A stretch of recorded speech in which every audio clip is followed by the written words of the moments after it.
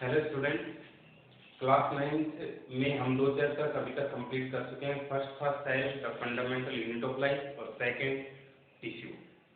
Third chapter आज हम start कर रहे हैं diversity in living organism.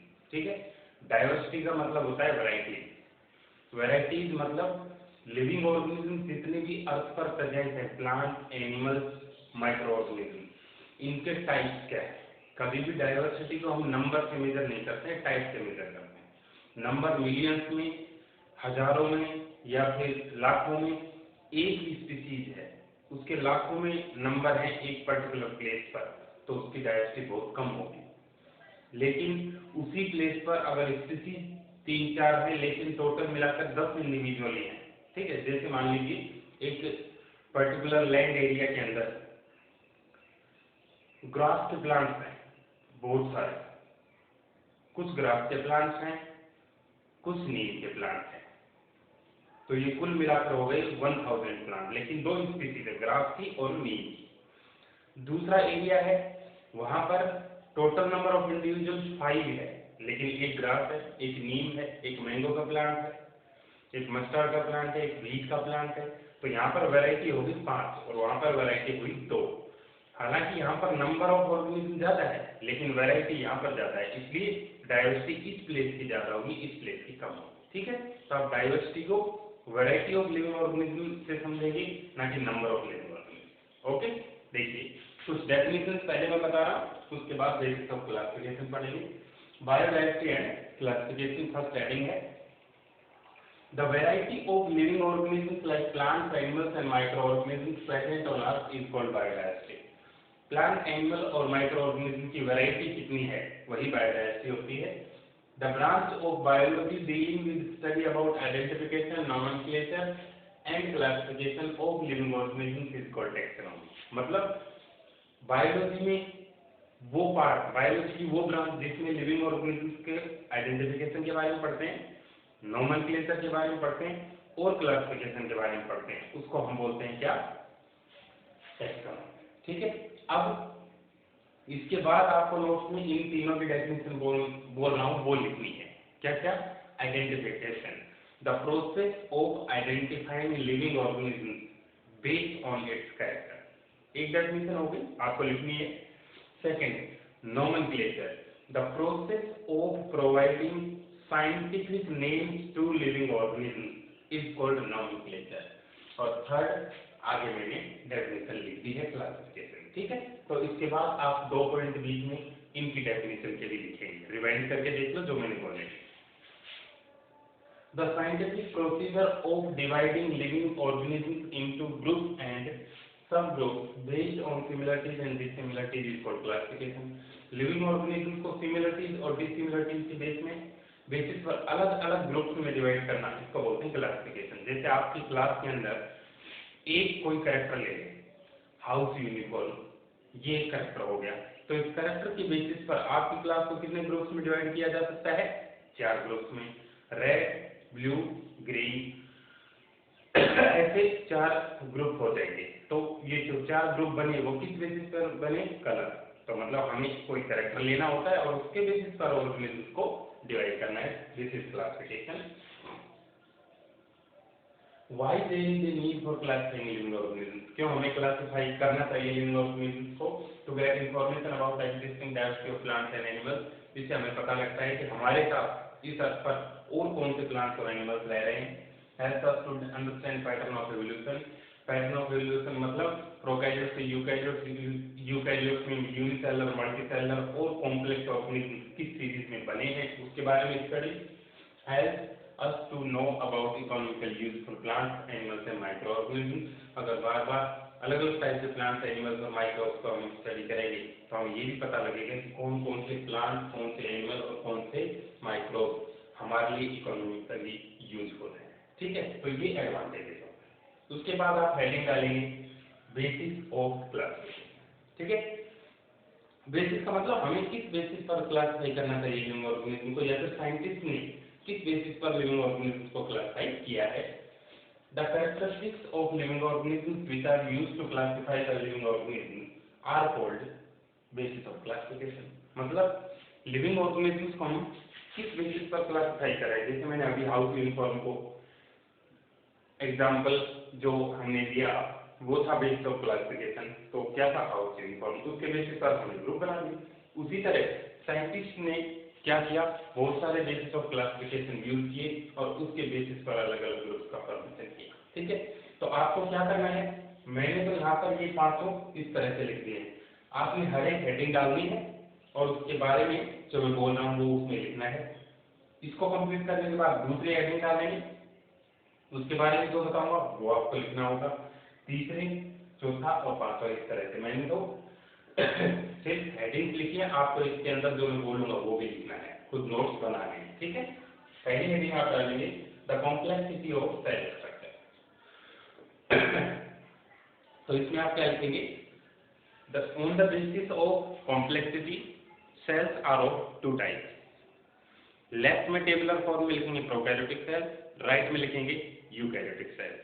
Prokaryote के बारे में लिखेंगे without well organised nucleus, eukaryote के बारे में लिखेंगे विद वेल ऑर्गेनाइज्ड न्यूक्लियस।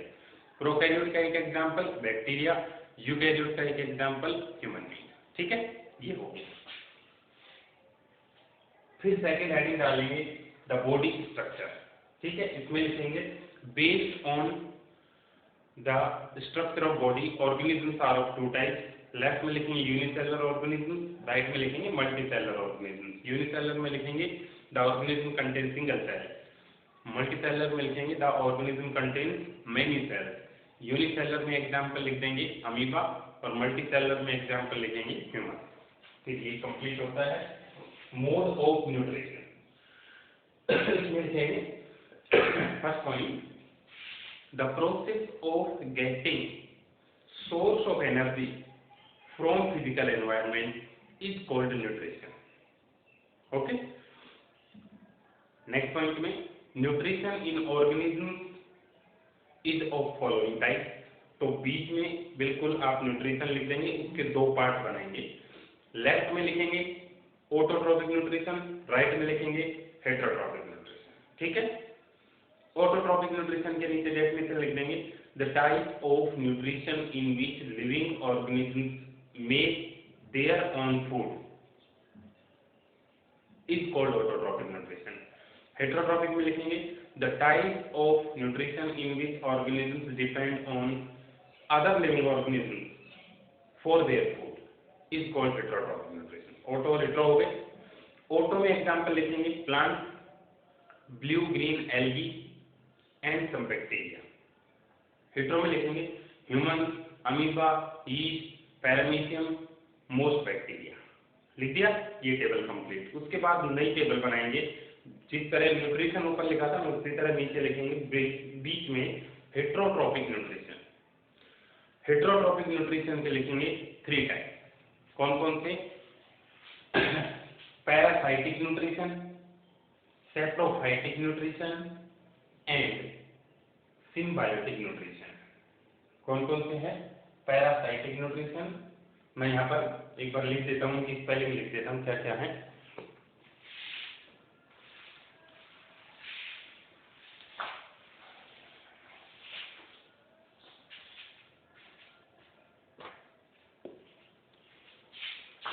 आपने हेटरोट्रोपिक न्यूट्रिशन बीच में डाला है, इसमें पैरासाइटिक, तीनों की डेफिनेशन लिखनी है तो उसी तरह से आप इससे इस्तेमाल करें। सेप्रोफाइटिक न्यूट्रिशन और थर्ड सिम्बायोटिक न्यूट्रिशन। फिर तीनों की डेफिनेशन लिखेंगे, मैं बोल रहा हूँ the type of heterotrophic nutrition in which organisms occur on or inside body of other living organisms to get food। इसमें लिखेंगे the type of nutrition in which organisms obtain food from dead organic matter। symbiotic में लिखेंगे the type of heterotrophic nutrition in which two organisms live in association and provide benefit to each other। Association में रहते हैं और benefit provide करते हैं। ठीक है, एग्जांपल पैरासिटिक में लीच मैनी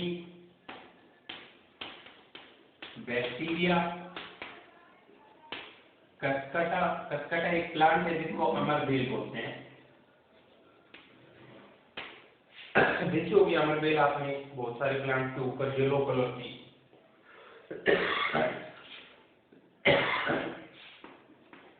इसमें कुछ वर्म्स मिली है, कीड़े होते हैं। सैप्रोफाइटिक में फंजाई, सम बैक्टीरिया। और सिम्बायोटिक न्यूट्रिशन में एग्जांपल आप लिखेंगे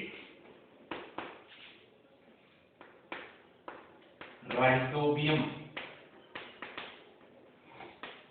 with root nodules of legumes। legumes यानी कि पल्सेज होती है दाल, उनकी रूट के साथ राइजोबियम बैक्टीरिया एसोसिएशन करता है। उस एसोसिएशन में फूड राइजोबियम बैक्टीरिया को प्रोवाइड करता है प्लांट, और राइजोबियम बैक्टीरिया प्लांट को प्रोवाइड करता है नाइट्रोजन इसके कंपाउंड की फॉर्म में। ठीक है, तो तीनों टाइप का न्यूट्रिशन, उनके डेफिनेशन और एग्जांपल आप इस तरह से लिखेंगे। उसके बाद है the levels of body organisation. इसमें लिखेंगे different type of living organisms have different levels of body organization. For example, cellular level, tissue level, organ level, organ system level. अलग अलग लाइन में आप लिखेंगे। For example, cellular level, उसमें लिख देंगे अमीबा।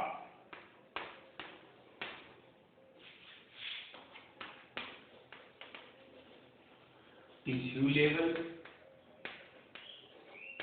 उसमें लिख देंगे हाइड्रा।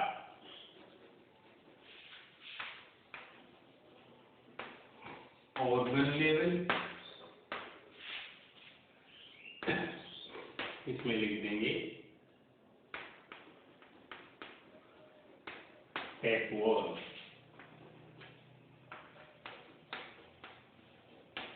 ऑर्गन सिस्टम लेवल, उसमें लिख देंगे एग्जाम्पल भी। ठीक है, तो ये पॉइंट कंप्लीट होता है। इसके बाद फंक्शनल ऑर्गेनाइजेशन, इसमें लिखेंगे different living organisms have various structures to perform the same function which is called functional organisation. For example, अलग अलग लाइन में लिखेंगे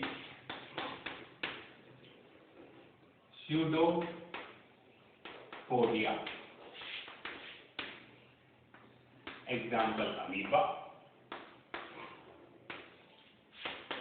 cilia, example paramecium, Clepsydra, example Euglena,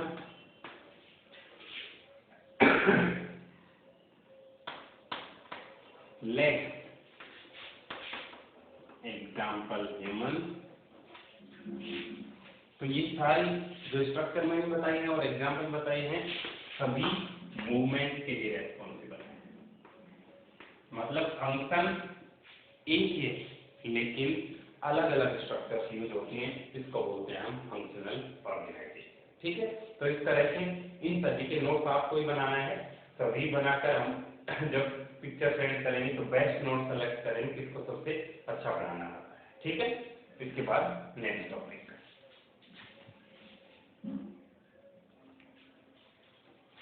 next topic है classification and evolution.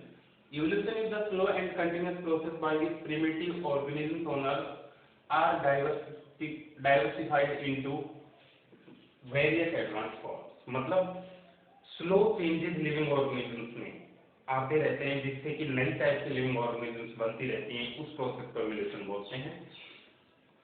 Charles Darwin gave idea of evolution and wrote book Origin of Species।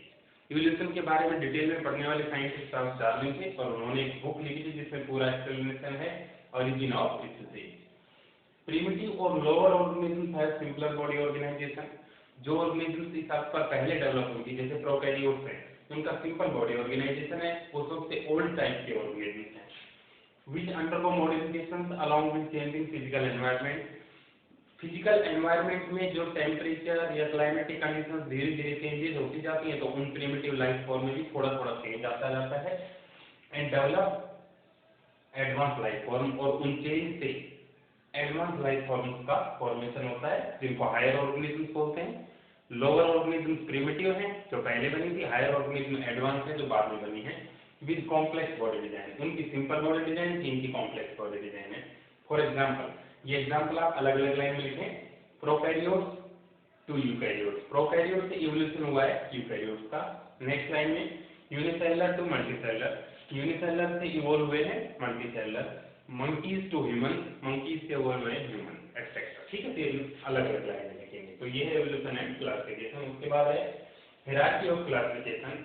Hierarchy का मतलब क्या होता है कि एक ऑर्गेनिज्म का पूरे क्लासिफिकेशन में जो सिस्टम है उसमें एड्रेस क्या है।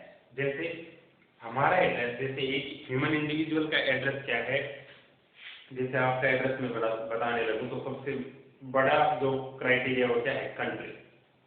कंट्री, उसके बाद स्टेट, उसके बाद डिस्ट्रिक्ट, उसके बाद तहसील, उसके बाद ग्राम पंचायत, उसके बाद विलेज, और विलेज के बाद वार्ड नंबर, वार्ड नंबर में गली नंबर, और उसका ये हो गया हाउस नंबर। ठीक है, तो ये डिक्रीजिंग ऑर्डर में हो गया सबसे बड़े से सबसे छोटे।